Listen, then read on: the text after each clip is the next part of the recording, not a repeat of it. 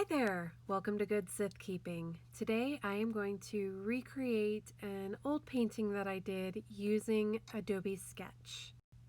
I think the app has been around on the iPad for a while, but I only just discovered it recently, so I'm late to the party and this week has only been my first opportunity to really play with it. I had done a couple of practice things before this, but what you're seeing is my first attempt at recreating this old painting of mine. Before I started the recording, I already predefined the brushes and paint colors that I was going to use for this, but if you want to see a future video where I show how I did that setup, I can make one of those, but it is really easy. This program is very intuitive and makes it easy to just jump right in and start doing art. Doing art? Well, yes, that. Do some art, please. Anyway, there are ways to make the strokes of the brush look less streaky. Like you can blend them better. It's not the same as working with acrylic in real life, but there's ways to go back over this with a lighter flow so that you can smooth it out a bit. I actually kind of liked it this way for what I was doing, so I just left it. It's funny how quickly you can get done with a piece when you don't have to wait for the paint to dry. I was able to get this done in about 20 or 25 minutes, I think. And I remember the original painting that I did at one of those canvas and cocktails. It took me a couple of hours because you would do a section, wait for the paint to dry, go have a drink, come back and do another section. And so it was amazing how quickly I was able to produce this picture.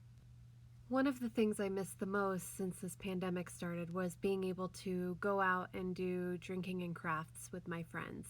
I have so many of these paintings laying around the house that I've done with my friends, and a lot of times it's a really good excuse just to hang out with your friends and drink, but I also really do love painting, and my husband gives me a hard time and says, "Oh, you only like to go to those so that you can have wine." And that may be a little true, but it is a lot of fun to craft with your friends, and especially when you all have a bunch of the same painting. So that's something that I really enjoy in non-pandemic times. I am really loving the way the brush strokes work in this program, and I like that if you set the opacity sort of, or the flow as it's called in this program, if you set that pretty much in like the middle, like around 50 to 60, you can still kind of see through the brush strokes, and I think that gives it a really realistic feel, and I enjoy that, especially in this painting. You'll notice that I did have to change my technique a little bit for this iPad because I don't have a fine point pen, so I didn't have a very good tight control of my marks. Plus, I started on a small canvas, so some of the things that I have on the real painting, like V's and X's, I wasn't really able to achieve using the pen that I have with this canvas on this iPad. So I don't know if I change up some of my utensils and change the size of the canvas that I'm working on, if maybe I can improve that a little bit, but I'll certainly keep playing with it and give it a try in the future. You can see how often I place something and then just undo it, which is also a great feature of this program. It's so easy to fix little mistakes. And also, if you set it up so that each object that you're working on is in different layers, then it allows you to pull some things to the front and push some things to the back and stack things on top of each other, which you can't do in real life, but it's one of those sort of Adobe Photoshop features that I've come to know and love over the years. I think I started using Adobe Photoshop around 2013 or so. That was when I went back to school to get a different degree, and there was an entire Photoshop course that was offered. And so it really appealed to me, and that was a program that I really enjoyed using, and I still use it all the time today. And that's not even something that I do in my career. It's just that I love taking photos of my family, and it's a really good program for me to use to edit my photos. And if you ever want to see a video on that, just let me know and maybe I can do like a little how-to or tutorial. But there are so many tutorials on YouTube. I don't know that there's much that I can add to it, other than like the way that I use the programs. Adobe has a lot of options these days for packages of the different apps that they offer. So you can get the photo package, which includes Photoshop, Lightroom, Bridge, and a couple of other things. But then there's a lot of other different packages. I believe that this program, Adobe Sketch, is free to use though.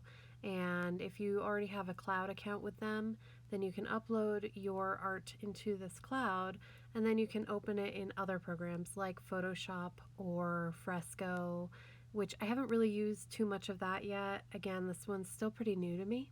But I'm very excited to try out all the different features and see what Fresco has to offer. I did download it and I opened it once and it was a lot more like Photoshop than this program Sketch is.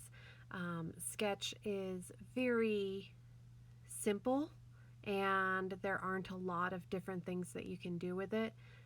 Correction, there are a lot of things you can do with the brushes and the colors and the way that you apply the art, but there isn't a lot to do, like maybe mirroring things, or I mean, you can kind of stretch things, but you kind of have to freehand a lot of it.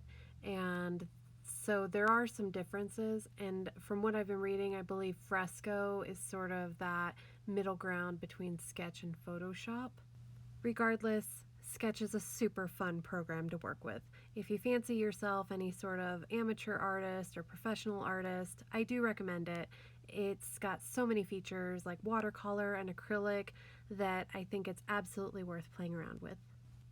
And here's the finished product.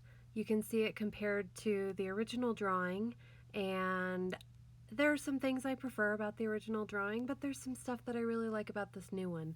So I hope you enjoyed this as much as I did, and I might do other future drawings like recreating paintings that I've made in the past in the digital format.